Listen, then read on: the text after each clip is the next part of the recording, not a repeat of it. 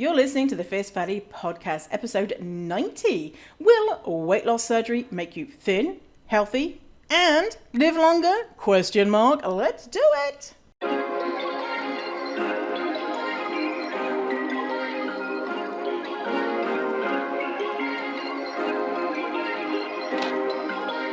Perfect. I'm Victoria Wellesby, TEDx speaker, best-selling author, and fat activist. I have transformed my life from hating my body with desperately low self-esteem to being a courageous and confident, fierce fatty who loves every inch of this jelly. Society teaches us living in a fat body is bad, but what if we spent less time, money, and energy on the pursuit of thinness and instead focused on the things that actually matter, like if pineapple on pizza should be outlawed, or if the mullet was the greatest haircut of the 20th century. So, how do you stop negative beliefs about your fat body controlling your life? It's the Fierce Fatty Podcast. Let's begin.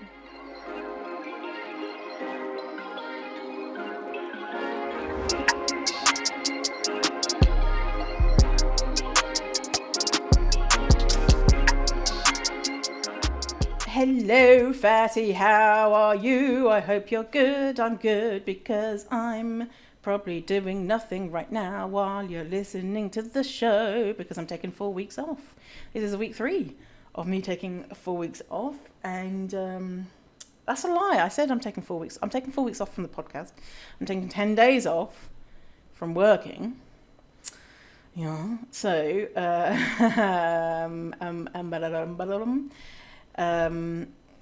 so this is a replay of a really popular episode, which is all about weight loss surgery, and actually a really, really popular post on Instagram. So if you want to round up all of the statistics that I'm saying in this episode in an Instagram post, then just go to my Instagram, and one of the very first, not one of the, it'll probably be like the 10th one down by now, and it's a picture of a pink garage. So just look for a picture of a pink garage, and it says, will weight loss something, blah, blah, blah. Will weight loss surgery, and then it has different, it's like a Google search thing. And then on the following pages has the statistics for you to share in a handy dandy little thingamajig. People love that because it's a good roundup of everything that's in this episode. So, for anyone's considering any type of weight loss episode, then, or if you're just curious, like when I was young, I used to dream about being big enough to have quote unquote weight loss surgery, and being like, I'm almost big enough, and then if I have the surgery, then I'll become really thin and everything will be great. And obviously I was a child then, and as an adult we're like, okay, well there are risks, but it's probably a good idea because XYZ. Well, we're not really told the risks and the outcomes. And do you know what is really mind-boggling to me is we don't have the data to show if weight loss surgery actually makes you thin long term. It's just like diets.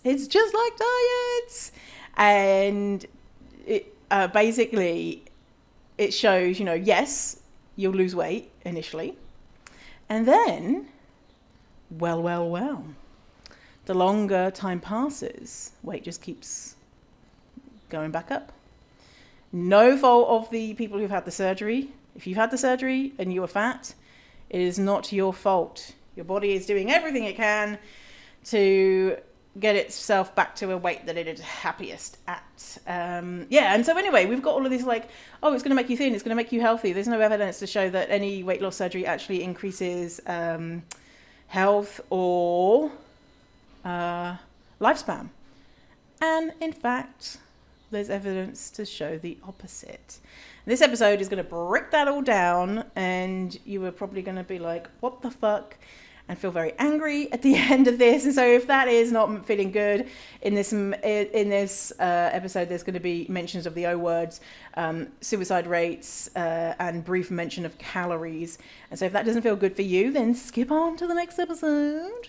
or just go back to a different episode, or just go and watch some Netflix, or go and do whatever you want. I'm not the boss of you. And if not, that does sound like okay, then let's get into this juicy episode. Thanks for tuning in today on this episode 50. Oh my gosh. I did half of 100. I did twice of 25 episodes, once a week minimum, since October 1st, 2019. Almost a year. It's September here when I'm recording this. Actually, this will come out on October 6th, so it would have been a year. I'm so good. Oh my gosh. So this episode we're talking about bariatric surgery. I put it in quotes, weight loss surgery. Do you lose weight with surgery? Who knows? But hey, now we've done 50 episodes. Thanks for hanging out with me. I want to remind you of some of the juiciest ones. I tell you what, a lot of people loved that one, episode 43, Belly Hating Hurdles, Life Coaching with Betham. That was a really popular one. Will no one ever find me attractive if I'm fat, episode 40. Y'all loved that. And so if you haven't listened to these episodes, go and check them out. You also liked listening to Susie's story, episode 39. From ashamed and obsessed to fierce fatty. I was like, what? For a second I was like, from ashamed to obsessed. What? That's not good. From ashamed and obsessed. But I'm afraid people will judge me. Number 37. How fat phobia stemmed from racism. Number 33. That was popular. The lies we tell ourselves so we can get to a place of body love. Number 31. Is fat positivity anti-health? Number 27. I'm just going down my list of all of the things. Am I addicted to food or sugar? Number 21. I'm just remembering which was like the highest downloads. Number 17. My doctor told me to lose weight for my health concern. Oh, this was a popular one. Why intuitive eating isn't working for you? Number 14.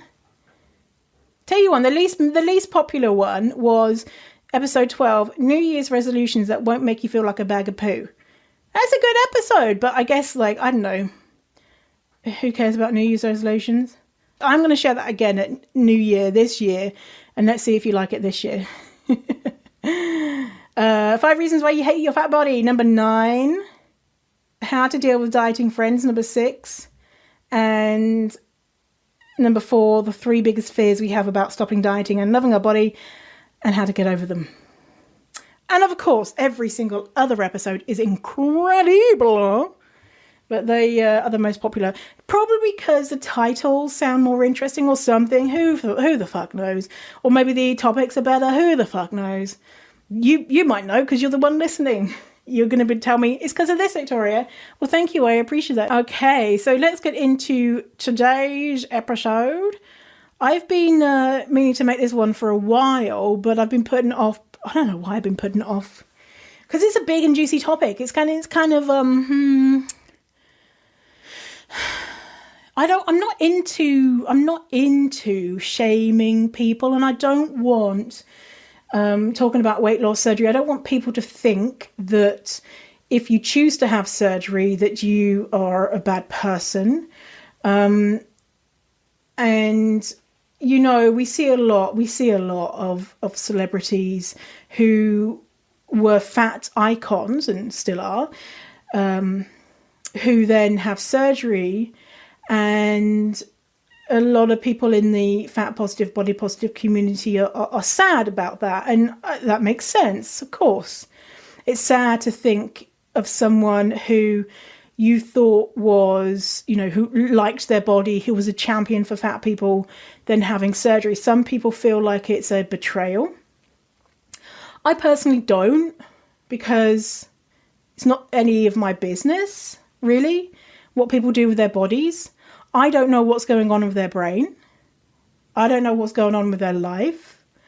I do know what it's like to move through the world as a small, medium fat. I don't know what it's like to move through the world with other marginalized identities. So I'm white. Having to move through the world as a black, indigenous person of color, that adds another layer on top of it. To move through the world with someone as if you have disabilities, if you're trans, all sorts of things. If you're gender non-conforming, it makes life harder. And so if you can do something to make your life that you perceive will make your life easier, who knows if it will or not, and that is an option for you and that is available for you, then I can understand why people would do that. And so I don't feel betrayed. I just feel compassionate towards them. But, you know, there probably is a bit in me that is kind of like, oh, I wish that they hadn't. Now, in this episode, we're talking about what actually bariatric surgery is, the different types. I'm not advertising it to you, but don't worry, I'm not like, hey, here's the different types and here's why it's great. No, just so we're on the same page of we know what we're talking about and what not, the outcomes and the risks of the surgery and the stats around, does it actually make you thin? And why people get the surgery. And I'm going to read a few accounts from people who've had the surgery and what it's like. And if you're considering the surgery, we talk about, should you have the surgery? So let's do it. So what about weight loss surgery? Now, I wanted to talk about this today because it's been on my beautiful brain. Do you remember, I say, do you remember? Like we've been best friends forever. Do you remember when I was on that BBC documentary, Who Are You Calling Fat? Well, if you don't remember, because you don't know, I was on this documentary and I lived in a house with other people who have higher weights. And two of those people in the house had previously had surgery to amputate their stomachs in order to lose weight. Now, one of the people was now a fat positive person, and she had had the surgery years previously. It wasn't even talked about on the show, but she had that surgery and she had seen tons of serious consequences, malnutrition, her bones were super weak and she would break bones constantly. She had put on all the weight and I think more from what, if my memory serves me. Now, there was that one person, and there was another person who was heavily featured in the show. He had just had this surgery, and he'd lost lots of weight because that tends to happen after the surgery temporarily. And he was on the show to espouse the benefits of this surgery and everyone should get it. But he was already in the process of putting weight back on, because he had his surgery maybe a year prior, but he was not fat positive and he still thought that the surgery was great, and he went around to the country telling people about the surgery. So I sometimes often refer to the surgery as stomach amputation surgery. That's something that Marilyn Wan, who is the author of Fatso, amazing book, she uses that term. And the reason why she uses that term, and the reason why I like that term, although it's not actually that accurate, is because we want to show and not show how big this is, how you are amputating a healthy organ in the pursuit of a smaller body. And the reason why it's not actually not as accurate is because sometimes people amputate their stomach and sometimes they do other things. And the reason why I say weight loss, in quotes, weight loss surgery, because as you'll see, that actually the outcome for most people is not weight loss. So it should be called like temporary weight loss surgery with a shit ton of terrible side effects. So just so you know, before we get into it, that there are different types of, I'll call it weight loss surgery just for the sake of keeping things simple. There's different types of weight loss surgery. So there is the gastric band, which is when a a circle, a band is put around someone's stomach, and then it is inflated with liquid, so that the stomach is made smaller. And that is something that you can have that band deflated, so it's not squeezing the stomach. And that is what a lot of people have done after they've seen the side effects of having that gastric band. Another thing is the balloon, which is literally having a balloon, not one that you'd probably have at your birthday, but having a balloon in your stomach, inflated, and so it makes the volume of your stomach again smaller.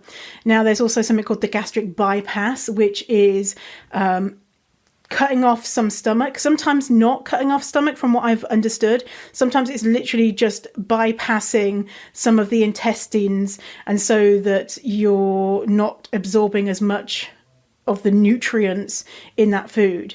Therefore, you're getting kind of less of the food, and also your stomach is cut smaller sometimes so that you have a smaller stomach, so you can't eat as much. And then the last one, which is called the sleeve, which is where, like, I think about 90% of your stomach is cut off, thrown in the bin, thrown in the garbage, and to be never seen again. And you're left with, they call it a sleeve because it's like a little sleeve, like a little pocket. You can also get one which is like a tiny pouch. So that is, just so we know what we're talking about, that is what weight loss surgery is. Now, I want to share with you the most common risks of weight loss surgery. And obviously, all surgery has risks. There's no surgery that is completely risk-free. I don't know, maybe there is, I don't know, but there's risks in doing everything. But it has been said that weight loss surgery has is the, if not one of the riskiest surgeries for death and complication, and also is the most expensive and the most money-making for surgeons. So, most common risks: hair loss, ulcer, leaks. I'll explain more about that in a minute. Gastric bleeding, bowel obstruction, gallstones. I've had gallstones. I've had my gallbladder removed. I had gallstones from a child. I think it's something to do with my blood. There's different reasons why you get gallstones. Anyway, I had gallstones as a kid. They fucking suck. I had to have my gallbladder removed, which sucked. Anyway, so gallstones suck. Dehydration, acid reflux, anesthesia-related risks, chronic nausea and vomiting, dilation of the esophagus, inability to eat certain foods, infection, obstruction of the stomach, weight gain, or failure to lose weight. Now, the long-term side effects are dumping syndrome. I want to tell you what dumping syndrome is in a minute. Low blood sugar, malnutrition, vomiting, ulcers, bowel obstruction, and hernias. Dumping syndrome, it's basically what it sounds like, shitting your pants. So this is all from the Mayo Clinic. So the Mayo Clinic says dumping syndrome is a medical condition in which your stomach empties its contents into the first part of your small intestine, the duodenum, faster than normal. Dumping syndrome is also known as rapid gastric emptying. People with dumping syndrome experience symptoms like nausea and abdominal cramping. These symptoms happen because your small intestine cannot absorb nutrients from food that has not been digested properly in the stomach. And you basically shit your pants, have diarrhea. So other side effects, we mentioned about the malabsorption of nutrients. So nutrient deficiencies long-term in this way are really damaging to the body and is a cause for neurological decline, which I didn't know about, and premature aging of the body, not like the way that you look, although I don't know, but that doesn't matter anyway. A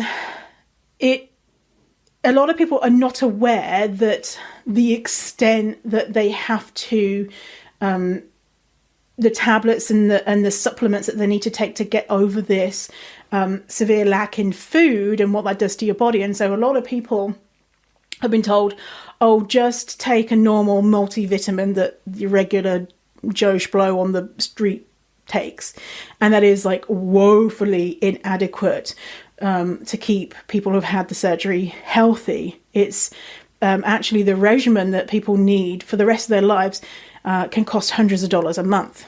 And if you can't afford to do that, then it's going to have consequences on your health, unfortunately. Something else that is really interesting is, so this stuff here that I'm going to be talking about is in Christy Harrison's book, Anti-Diet, which is excellent. You should absolutely read it. And something that Christy talks about is that people who have this surgery, they have a doubled risk of substance abuse problems, and so alcohol or drugs problems. And so these are people who previously didn't have any issues with any substance abuse. And as well, substance abuse tends to manifest in younger people, so people in their 20s. But it showed that the study that I'm talking about showed that the substance abuse were happening to people in their 40s, 50s and 60s when they previously hadn't drunk alcohol. And now some people say, oh, that's probably because if you have weight loss surgery, you're clearly addicted to food. Big quotation marks on addicted. And so they're swapping one addiction for another. But actually, that is not what they found because, one, food addiction isn't real. Now, food addiction isn't real because if you get more access to the thing, food, that you desire, the food addiction behaviors and feelings decline. Whereas with a real addiction, the more access you have to drugs or alcohol, then your symptoms increase because you just want more and more and more. And so it's not an addiction. Also, studies have shown that what happens in the brain, just like if you just have a hug from someone or you see a picture of a cat, like when you have food, you need to have that, those feel-good hormones and chemicals in your brain need to be stimulated and activated, but not to the extent of something like drugs or alcohol. You know, we need to want to eat, right? It's a part of what keeps us alive, is the desire and the enjoyment around eating, but it's not the same as something that you can actually be addicted to. And as well, people say, oh, you can be addicted to sugar. Same, no, you can't. It's because if you get more access to it, those feelings of addiction actually decline. So these people who had the substance abuse issues post-surgery, it's because of the size of their stomachs, the alcohol hit their brains at double the rate that it normally would. So if they had 2 units of alcohol, it would feel in their brain that they had 4. And so they were getting this high and this buzz way more quickly, which in turn caused that addictive type behavior. And as well, because they could only had these teeny tiny stomachs, they couldn't eat food to take away from the effects of the alcohol. And so this is what was found in this study. Other things, 4.6% of people who have the surgery are dead within a year. And another study shows that 3 out of every 1,000 people die within 30 days. Here's the kicker. Most people regain weight that was lost during after the surgery. So what happens normally, and obviously every single person is different, so not everyone is going to have bad side effects. Some people are going to be like, I had weight loss surgery, it was the best thing of my life, now I'm really thin and happy and I've had no side effects and everything's great. You know, there's going to be people who are like that, and there's going to be people who are somewhere in the middle, and there's going to be people who have died. So this is not kind of like a blanket, this is happening to everyone, but this is what the studies are showing us. So what happens generally is that within 12 to 18 months after the surgery, people have reached their lowest weight. And then from there, that is when the weight starts coming back on. And that is through no fault of their own. It's not because they're just these people are so greedy that they're just eating all the food. It's because our bodies want to be at the weight that they have previously been at, the set point weight. And when there's this extreme forced starvation, which is what it is, because when you have this surgery, you can only eat tiny amounts of food. So, very low calorie consumption, and all of the beautiful nutrients that we need to live as human beings. And so our body, exactly what happens when we're on a diet, our body does all the things it does to get you to a place where it's safe and happy, because you are in this forced extreme starvation. So a quote from this study, all of this I'm going to link in the show notes, by the way. This study is called Long-Term Weight Regain After Gastric Bypass, a 5-year prospective study. Quote, percent BMI loss was no longer significant after 24 months, and weight regain became significant within 48 months after surgery. So basically, people will lose weight, but then within 5 years, they've put the weight back on. So 2 years after the surgery, 46% of people have regained weight. And 4 years after the surgery, it's 63%. And presumably, year after year, that number goes up and up and up, because there's no reason for it to go down again, right? So chances are you have this weight loss surgery, it's not actually going to make you thin. Now, I want to share something from Junk Food Science, which is an amazing website. And this is written by Sandy Swar, SZWARC, Swag. So I'm going to link to this as well. Quote, bariatric surgeries have been described as a gold rush in medicine because they're one of the most profitable medical procedures done today, according to Dr. Edward H. Livingston, MD, professor of surgery at the University of Texas Southwestern Medical Center in Dallas. Last year, it was $7.8 billion industry, and last year was, when this was written, was 2006, and enjoying exponential growth, increasing some 1,100% since 1995. Continuing. In the more than 40 years that bariatric surgeries have been performed, there have been no randomized controlled clinical trials that have shown any long-term improvements to actual health, or that lives are saved or extended by these surgeries. Not any of the dozens of types and variations being performed, and certainly none of the new procedures claiming to be better and safer. So the new procedures that they're talking about here is the lap band stuff. According to quote-unquote obesity researcher Dr. Ernsberger, PhD, of Case Western Reserve School of Medicine, Cleveland, Ohio, several clinical studies to examine the long-term consequences and look for improved life expectancies have been started, but the results were never released. Quote, I think it's because it's bad news. Continuing, the ECRI report, Bariatric Surgery for the quote-unquote obese, noted that the surgeries can produce significant initial weight loss, but 3 years after surgery, the typical patient is still quote-unquote obese.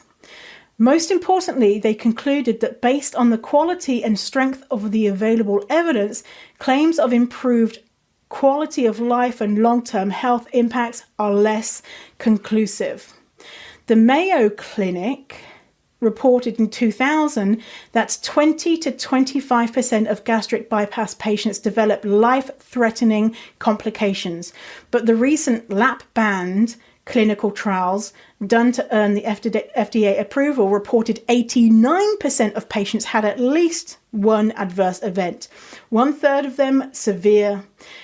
Complications from lap bands are more likely to require surgery to correct, and the bands result in so much more vomiting. They are known as surgically induced bulimia among medical professionals. And finally, a recent study by researchers at Virginia Commonwealth University found that 56% of bariatric patients had 62 different gastrointestinal complications and abnormalities by CT scans.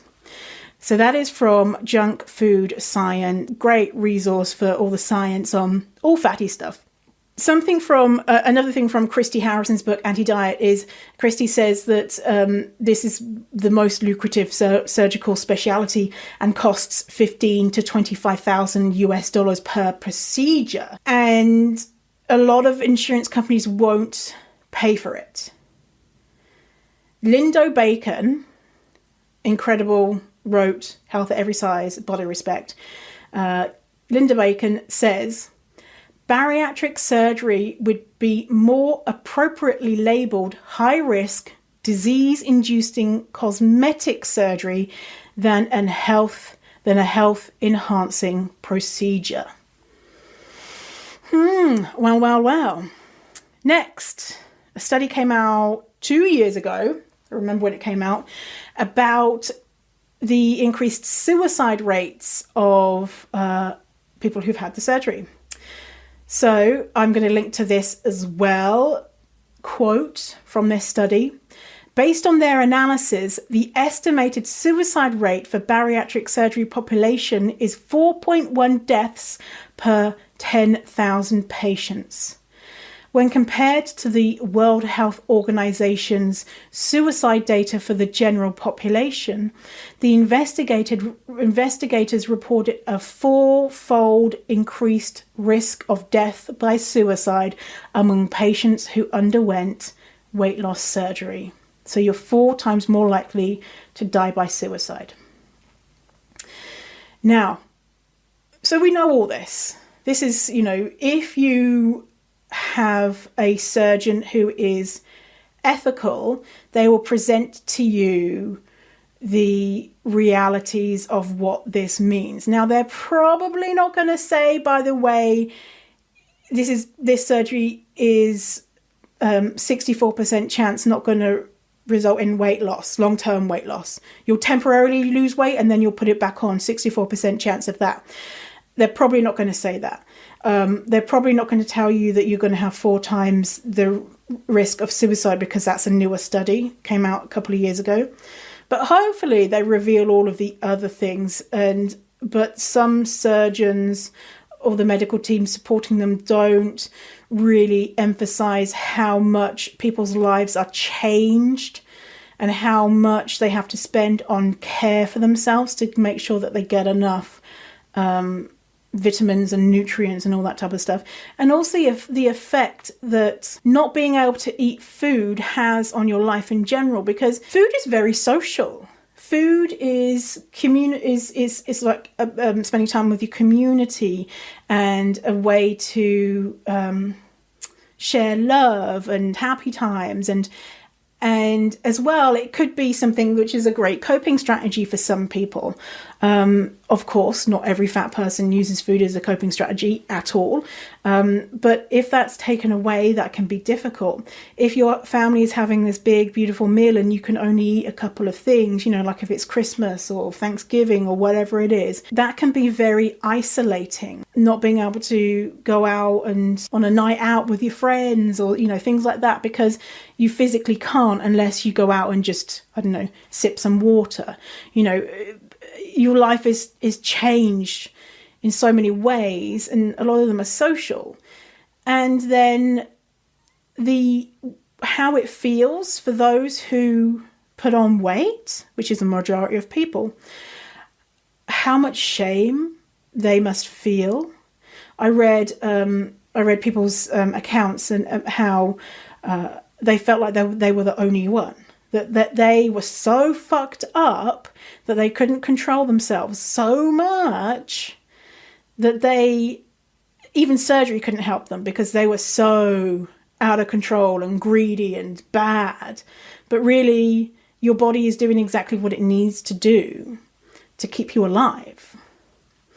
So, something that Lisa Dubray is an incredible psychotherapist and clinical social worker, says about people who go for the surgery. This is what Lisa says. What we know when we look at what research has been done is that a lot of fat people that are interested in pursuing these surgeries have really high rates of internalized weight stigma.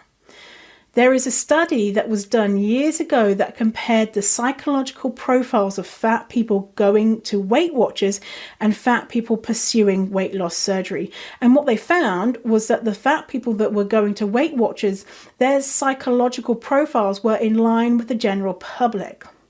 So about average rates of depression and anxiety and things like that.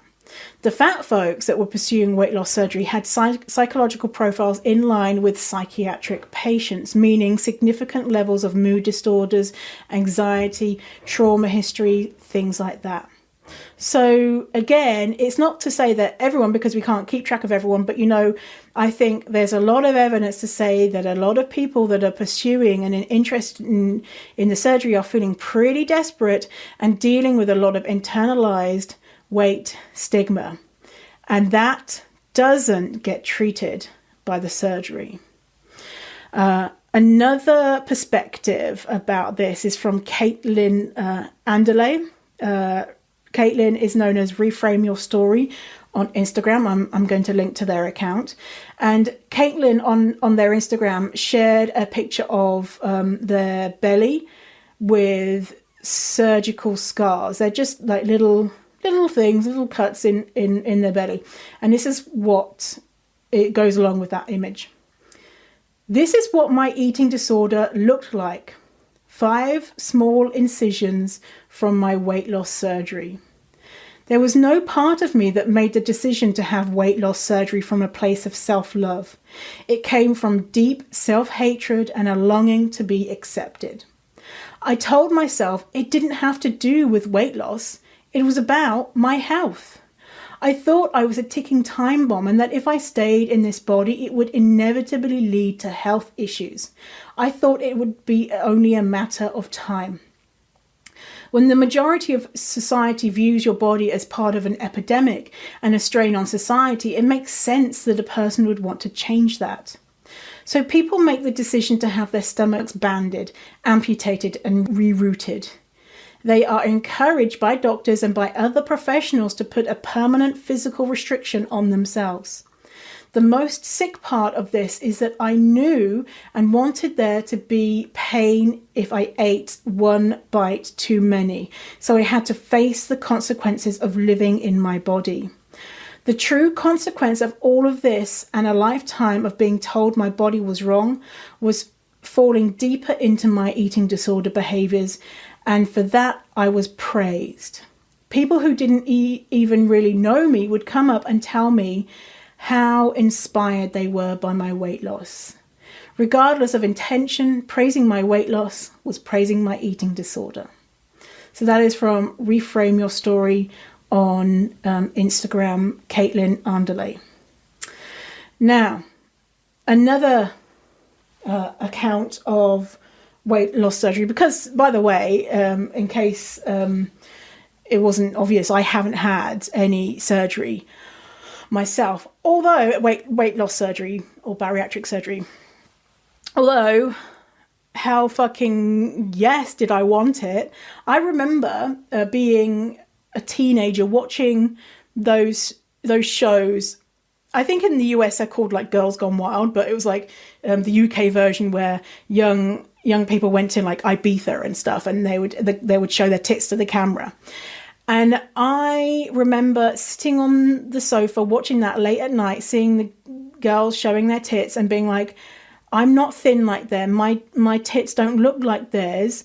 I can't become thin. So I really want to have bariatric surgery.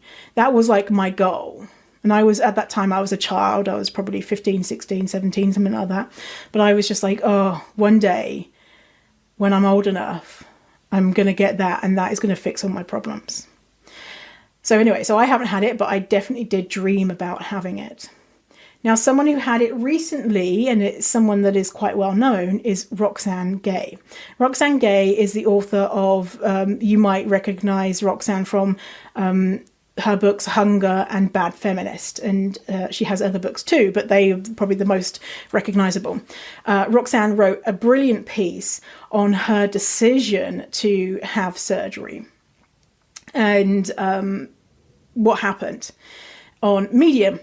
Again, I'm going to link to that in the show notes. But I'm going to read some quotes from that piece. This is not the whole piece in total, and these are just kind of snippets. So, Roxanne says, I capitulated to a procedure after more than 15 years of resistance and had a sleeve gastrectomy at the UCLA Ronald Reagan Hospital in January 2018. I told only a few people. I did not tell my family. I felt, in equal parts, hope, defeat, frustration, and disgust.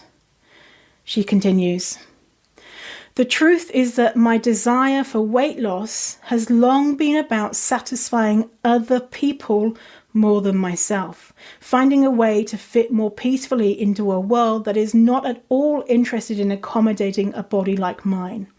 And the dominant cultural attitude towards fatness is that the fat body is a medical problem, a drain on society, an aesthetic blight. As a fat person, I am supposed to want to lose weight. I'm supposed to be working on the problem of my body. I'm supposed to apply discipline to physical unruliness. I am not supposed to be fine with my body. I'm not supposed to yearn simply for people to let me be, to see me, accept me, and treat me with dignity exactly as I am. She continues, after more than 15 years of refusing it, I made the decision to get weight loss surgery on an ordinary day. At home in Lafayette, Indiana, a young man yelled at me to move my fat black ass while I was crossing a grocery store parking lot to my car. It was the last straw. I tried to hold my head high, shuffled as quickly as I could, put my groceries in my car and sat behind the steering wheel. I sat there shaking, wishing I could have been as quick in that moment to put him in his place as I would have been online. I wanted to call someone for comfort, but I was at a silent impasse with the only person to whom I could talk. Instead, I pressed my head against the steering wheel and sobbed. When I collected myself, I drove home and went to bed. I hoped I might not wake up, but I did. She continues. The dominant narrative around weight loss surgery is that it changes your life and makes everything better. It is a lovely fantasy that by cutting yourself open and having parts of yourself removed, everything that weighed you down will be lifted. But it is only a fantasy. She continues.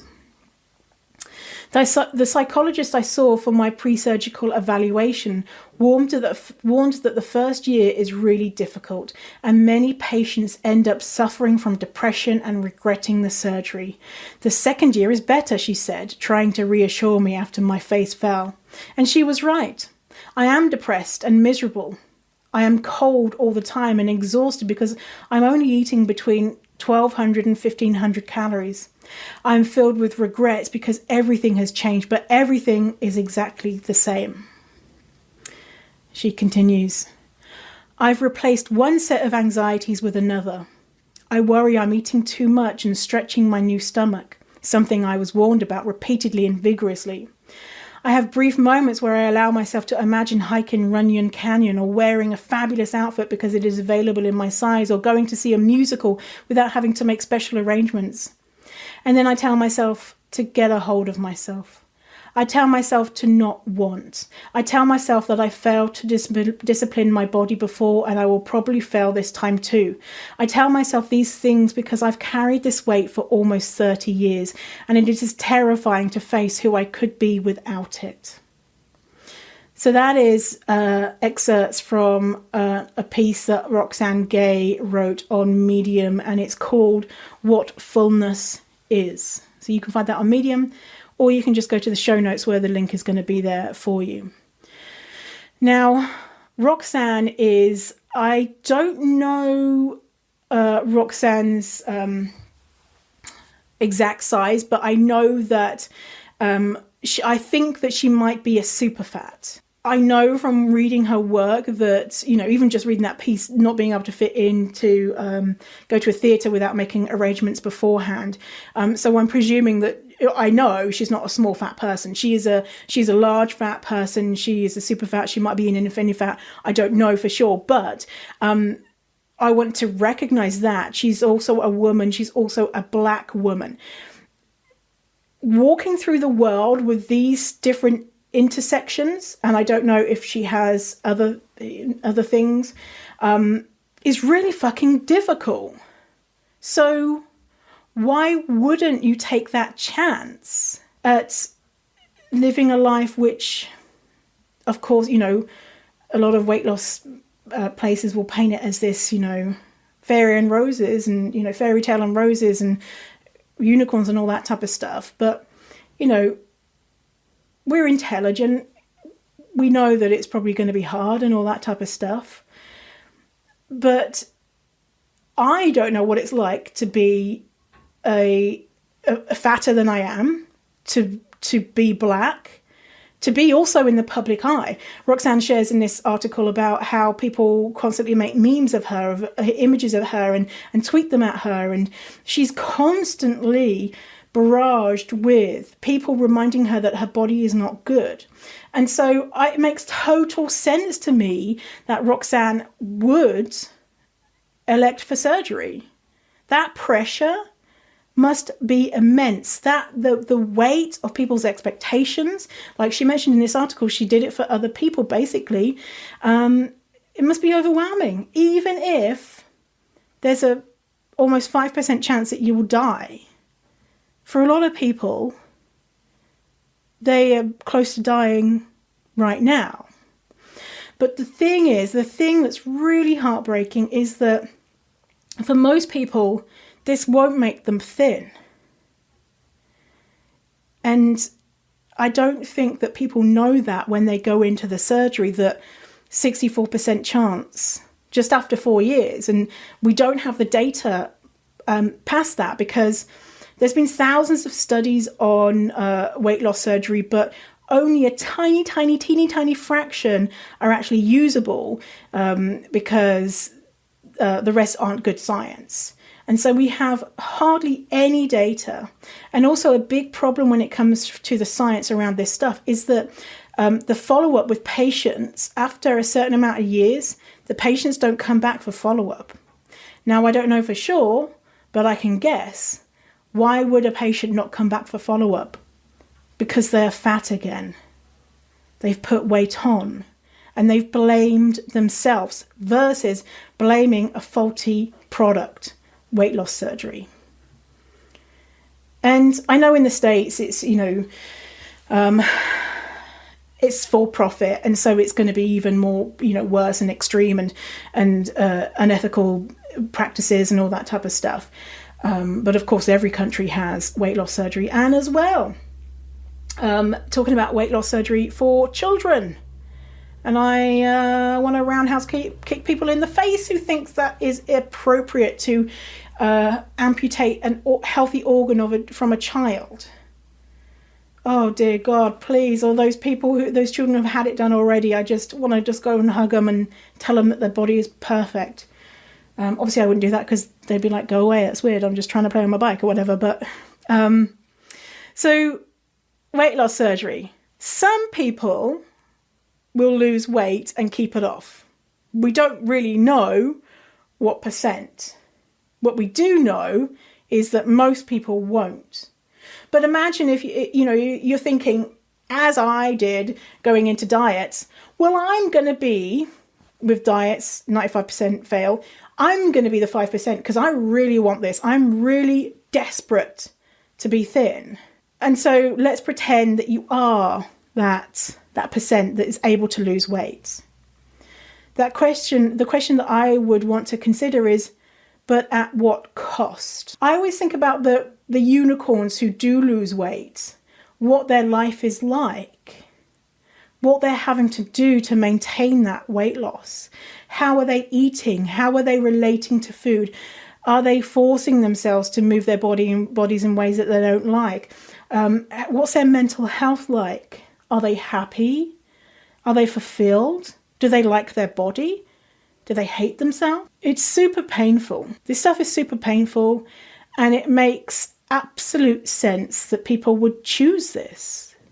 It's your choice. You can do anything that you want to your body, of course. But looking at the statistics around it, it's not actually effective. And the amount of side effects, remember that one said that 89% of people from the lap band had at least one side effect, and most people had severe side effects. Like, you have to make a decision. Is it worth it for you to be constantly shitting your pants because of the dumping syndrome, to be vomiting all the time, to not be able to enjoy meals with people in the way that you did before, to have gastrointestinal issues, to have a hardcore regimen of tablets that you need to take every day to try and get the nutrients that you would have got previously from food, to have your life change, and for a lot of people, they can't reverse it, especially if you've had your stomach amputated. That's gone in the bin, that's long gone.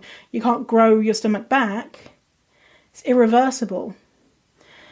Is that worth a 1 in 3 chance for you to be smaller, but also have unknown side effects? I don't know. It's not my place to say you shouldn't do it. I personally wouldn't do it because obviously I think that my body's fine as it is. And I know that if I want to become healthy, if I want to improve health, there are lots of different ways that you can do that without working to try and lose weight, which is ineffective. So that is weight loss surgery, aka bariatric surgery, aka stomach amputation surgery. I wanted to talk about this as kind of like one of those things that's been on my mind for a while, and I don't know if it's obvious, but I wanted to clearly state that if you've had this surgery, it doesn't mean that you're bad or you're not smart or it's all about vanity or or if you're thinking about it or if you're going to get it done. This shit is difficult. Living as a fat person is hard, And so a lot of people come back to me and they're like, I followed you for a bit, but then I went away because I wanted to do another diet. And guess what? It's failed. And I'm like, I get it. Why not? If you think that you've got this last chance to be happy, to be healthy, to have a rich and full life, and you think that it might work for you, why would you not take that? But do you have all the information? Hopefully this podcast has given you a lot of information that maybe people haven't previously shared. So it makes sense that people have it. You're not a bad person if you have it. You're not a bad person if you're planning on having it. Because life is complicated. But just know that chances are it won't make you thin. It won't make you healthy. It probably won't make you happy. In fact, you're more likely to die by suicide. So, yeah. Okay, well, thank you for hanging out with me today. A reminder, I have a free Facebook community, and it's pretty amazing if I do say so myself. It's called Fierce Fatty Friends. Now, to get into Fierce Fatty Friends, you have to be a human being, a real-life human being. And if that is you, congrats. You can come on in. So to show that you're a real-life human being, you have to answer the 3 questions. There's questions, when you join a group and it'll be questions. 3 questions. They're very simple.